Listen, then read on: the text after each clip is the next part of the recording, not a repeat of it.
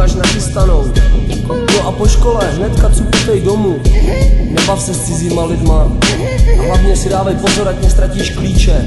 A přijď prosím tě za světlo. Ano, tatínku, neboj. Ahoj. Pápa, Andílku.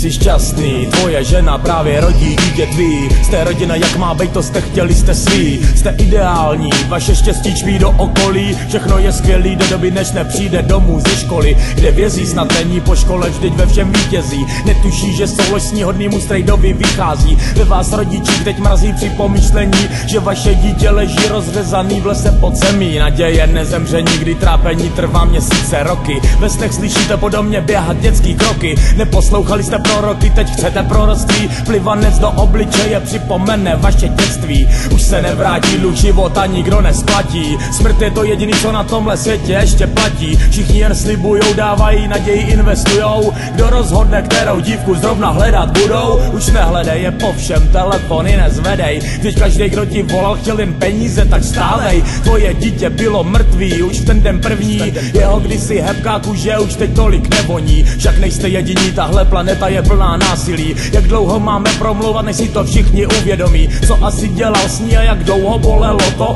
Otázky, které vám nezodpoví nikdo. Není mi líto, není to totiž můj problém a proto neřeším to. Serou mě zprávy, kde hned všichni probírají to. My už dávno víme, že všichni chtějí jen vydělat. Vždyť i televize ví, že na dětský smrti nejde prodělat. DVD, porno, prodej na orgány, smrtní orgie. Pedofilům v těchto chvíli bují fantazie. Dítě závislý na rodiči chvíli brečí, pak umírá. Vysílený agresí uchyla v rohu tiše skomírá. V rohu tiše skomírá.